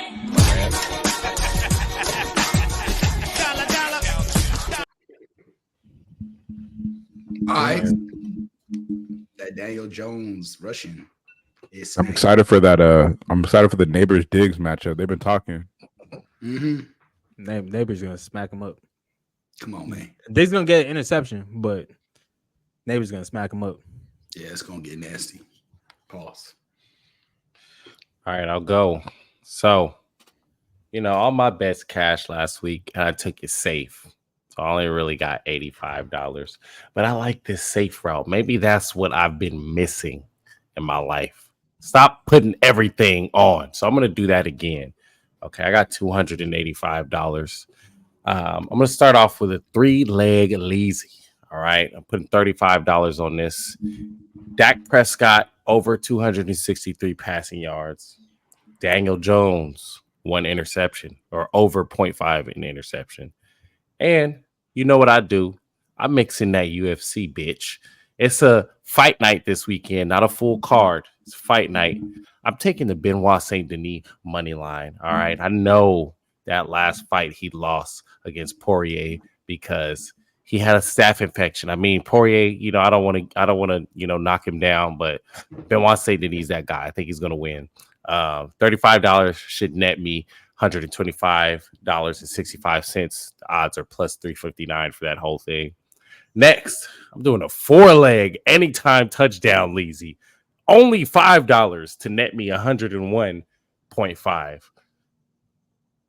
Braylon Allen, Alvin Kamara, Malik Nabers, and CD Lamb. Plus 2,021. Come on now. I need that one to go through. But if it don't, it's only $5. And then I'm taking the Colts, the underdog, money line. Plus 110. $25 to win me a smooth little 27. I'm playing it safe. All right. So I'm only risking $65 to win me 253.70. And I will be back up 253.70 cents. Here comes the money.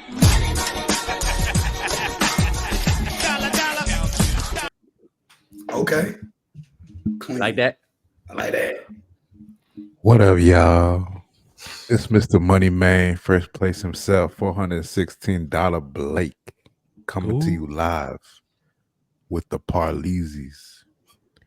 First up, $5 risk to win $124.70. 5-team parlay. Detroit spread against Seattle. Detroit's minus 3.5. Pats plus 10 against San Francisco. Cardinals minus 3.5 versus DC. Kansas City minus 8.5 versus Chargers. Buffalo plus 2.5 versus Baltimore. 5 spreads, $5 to win $124.70. That one's not going through. Oh. Y'all feeling good, bro. He feeling really good right now. I can't lie. I can tell, bro. 5 legs, bro. Number 2 out of 3. We got $15 to win $70.50. 4-team parlay. We got Dallas, Buffalo, Kansas City, and Detroit money line. So we got Detroit beating Seattle, Kansas City beating Chargers, Buffalo beating the Ravens, and Dallas beating the New York Giants. 4-team money line parlay, 15 to win 70. Last but not least, 20 to win $33.60. KC and Buffalo money line parlay. $20 to win $33.60. So basically, if KC or Buffalo lose, those are my locks for the week. I'm going to lose $40. You feel it, Daddy. Here comes the money.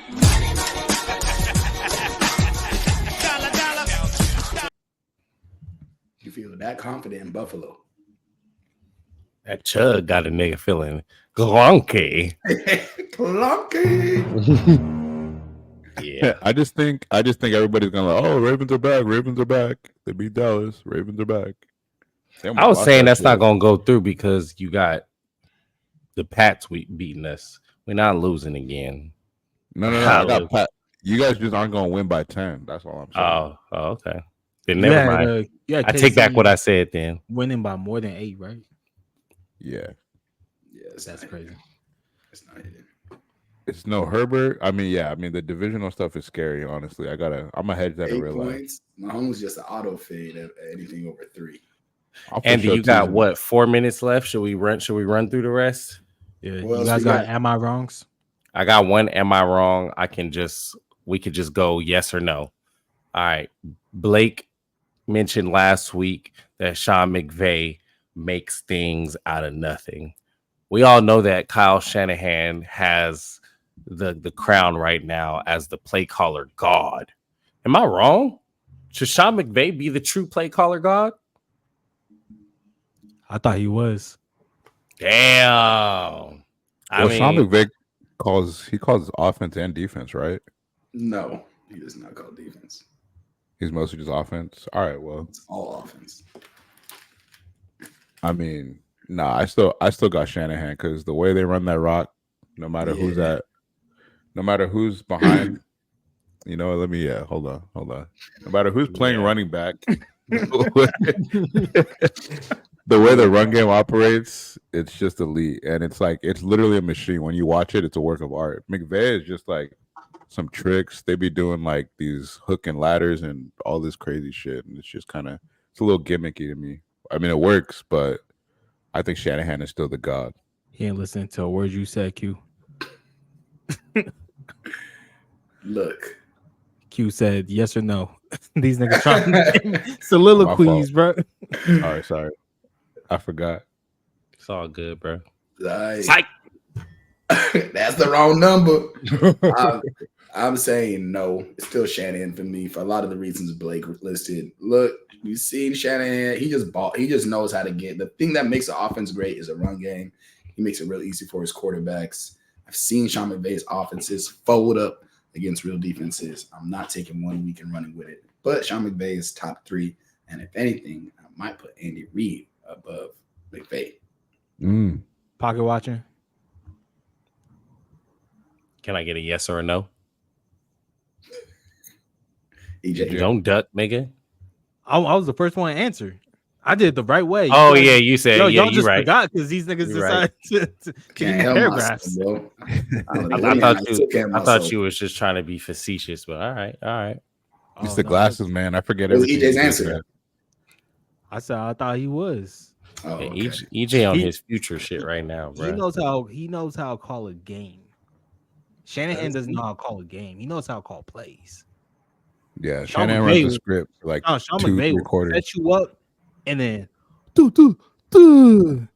third, fourth quarter, knock you out. Shanahan,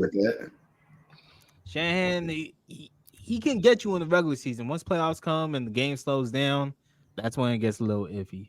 So I got McVay on that one, man. Yeah, Shanahan's bag is not that deep.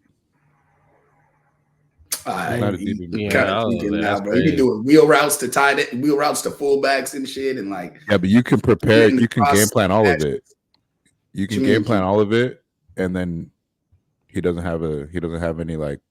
He don't have a change of pitch but you know what? McVay don't a lot of times either. McVay is better at change up though than Colin. I'm not gonna lie. So, any pocket watchings? We gotta talk about Joel Embiid, don't we? We kind of did already, but I mean, shit. Yeah. Nigga got 193 over 3 years, 300 mil total guaranteed over the course of the next 5-6 years. I mean, that shit is crazy. This nigga got $500 million for breaking his knee every other year. It is wild. Might be the worst. It's probably the worst contract in the league, in my opinion. I mean, they're gonna win 50 games every year. No, I mean, what's the standard though? I mean, for Philly, I guess that is a standard just to win. Yikes. I mean, they got to know they're not doing shit at this point ever. I don't know if there's been a superstar. I don't know if there's a superstar in the league that I have. I would bet everybody's houses on this one that I would in the next 3 years. Like I would bet everything I own that they not winning shit because I just have zero faith in them. I don't know if the superstar is that way besides Joel Embiid. I mean, taking the field is always a good bet. So you're not saying nothing crazy. Sorry, bro. I know that was your moment, and all, but yeah, there's 30 NBA teams. So Bengals talk about selling everybody's houses. Well, I'm telling you right now, there's no. Did you hear what I said? I didn't say that they're not gonna win. I said there's no other superstar. Yes, I heard what you said, bro. I don't think you did.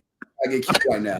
There's no other superstar. Promise I did, bro. That I would choose. EJ, quick with it, bro.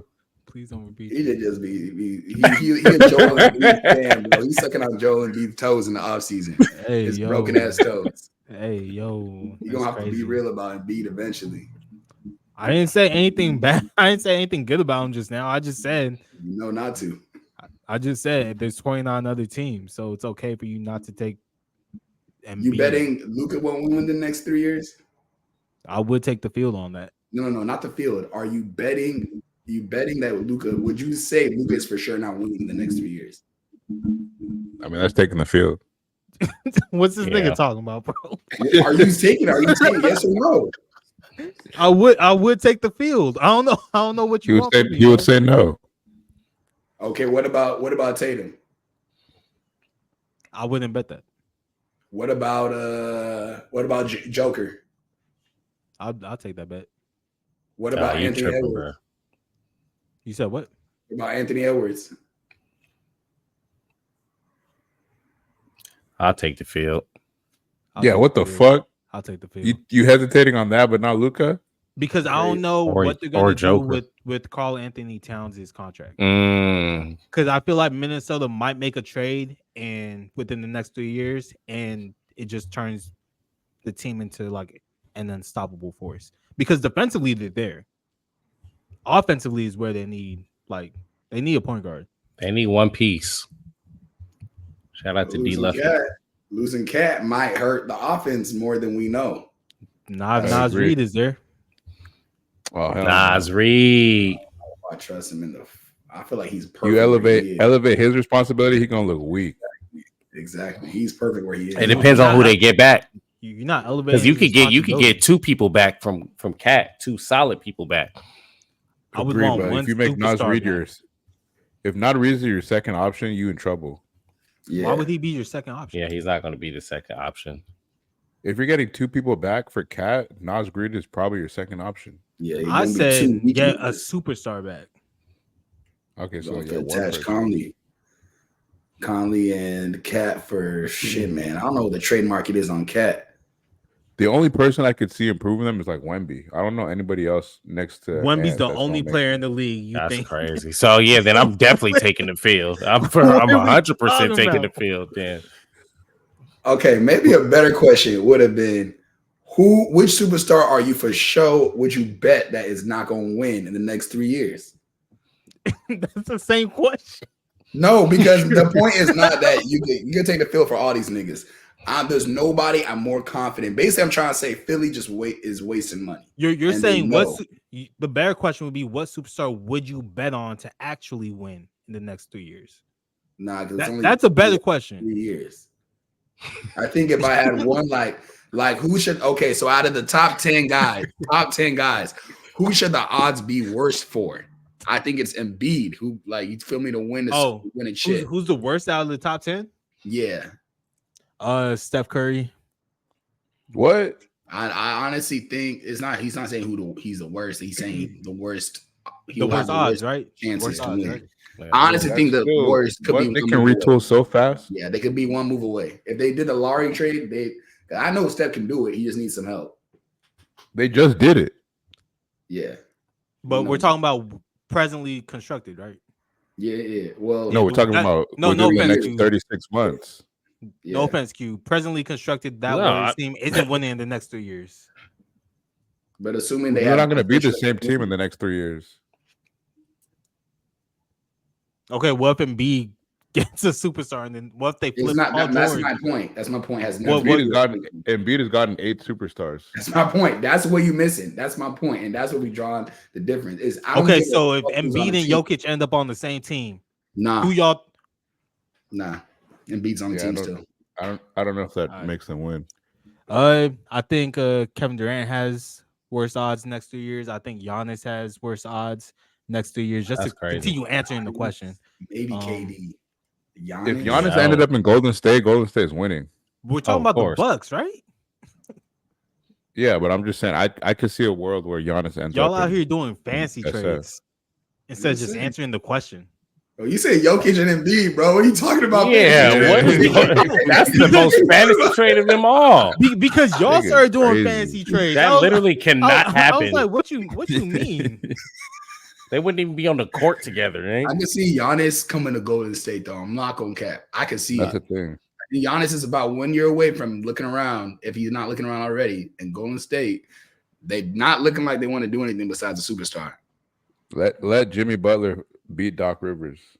Talk about bad fit. Giannis is Golden out. State, man. All right. Really? Well, they don't have if he's a bad fit with Dame Lillard. But Dame needs a ball a lot more than Steph do. So you're gonna turn Steph into catch and shoot? You think Steph wants to do that? That's what he is. That's what he's been. You don't think Giannis and Steph would be a better pairing than Giannis and Dame? Yeah, that is crazy. A very similar pairing. In the Steve Kerr infrastructure. They're a very similar pairing. Like ridiculous. And they would have Draymond Green. I don't think they would. I don't think they would be able to. You're right. I think Dame is a pick and roll demon, though. That's the issue with Giannis. And Giannis does not like playing in the pick and roll. He doesn't like being the role in the pick and roll. But Giannis Steph Curry is not just a shooter. He's not. Lamar Jackson, Steph Curry. Nah, he's not. But the system the Warriors run is not about Steph. The reason why the Warriors are so dangerous is because you cannot guard their pick and roll. That's why the Warriors are so dangerous. If Steph is the screener? Bro. No, if Steph is the screener and Giannis is driving, that's like you get one more shooter. That's what you just started laughing. You didn't finish your sentence. What is that? It's literally laughable. Like it's unstoppable. Steph pops, Giannis drives. Steph screening for Giannis. Yeah, Giannis ain't LeBron. I'm not scared. I'm not scared of a Giannis pass. I would just collapse. You're not watching. I would just collapse the lane and watch that nigga turn the ball over. You're not watching enough Giannis because he's a great passer. But he's not LeBron. He's not. Every time Giannis drives into the lane in the playoffs, what's the one way to stop him? Collapsing on him. We already know how to stop Giannis, bro. So why are we pretending like he's such a great passer? Like we haven't seen him get stopped almost every year except for the year that he won. Yeah, I agree. He not LeBron, but I think him and Steph fit way better than Dame. Steph has said that pick and roll is not what he wants to do because it gets all the eyes on him and makes him easier to guard. So the way he spaces and he just run the floor and put up shots and then still play primary ball handler when Giannis ain't out there. Just something to think about, man. Giannis, make the call. All right, y'all. All right. Yep. Let's do these power rankings real quick so we get out here. I look, you gotta go ASAP. All right. We'll go quick. My top 5: Kansas City hasn't lost yet. Bills, probably best team in the league. Vikings, surprising. Eagles had a great team win. Shout out to Saquon Barkley. And then Saints, number 2 in the league in DVOA. This nigga, man. I knew it was coming. I got Chiefs, Bills, Vikings, Lions, Texans. I got Chiefs, Bills, Chiefs, Bills, Lions, Vikings. Oh, I had to switch it up. This nigga fucking up all day, bro. I know. Where did I put it? And the Seahawks at 5. That's crazy. That is crazy. I got Bills, Chiefs, Vikings, Lions, and Niners. Bills over Chiefs, even though Chiefs haven't lost yet. I mean, both of them haven't lost. But one of them just won the Super Bowl. Yeah, but they're also going toe-to-toe with the weak-ass Bengals. I was really tempted to put Bills number 1, but I'm just Bills are for sure number 1. I'm not moving the Chiefs off until they lose. That's how I feel too. You talking about who am I betting to win the Super Bowl or who am I betting to have the best regular season record right now? Those are two different conversations. Power rankings are best teams in the league, not best records. Or else I would have just had all the undefeated teams as my top 5. I mean, I think if the Bills and Chiefs match up right now, I got the Bills. But if it's in January, it's a different story. I'm never betting against Mahomes. Mahomes hates that nigga. So y'all niggas really think you're at this point? You guys think Mahomes is going 17-0?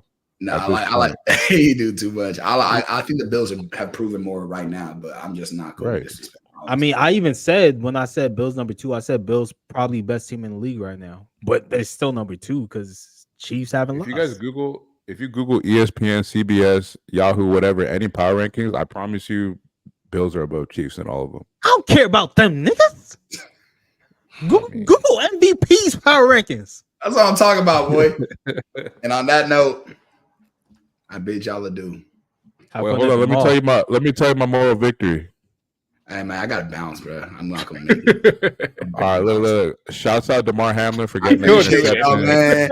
Hey, I love y'all. It's good to be a part of the show. ESPN's power rankings. Chiefs number 1. Come on, Blake. Fake news. Take that L on the way out. Appreciate it. Man, got that interception coming all the way back from the dead. Yeah, he coming all the way back from the dead. Yeah, come back in and listen to my moral victory. Damar Hamlin. I wish I could stay after that and talk comeback shit, PR. I gotta make a rush.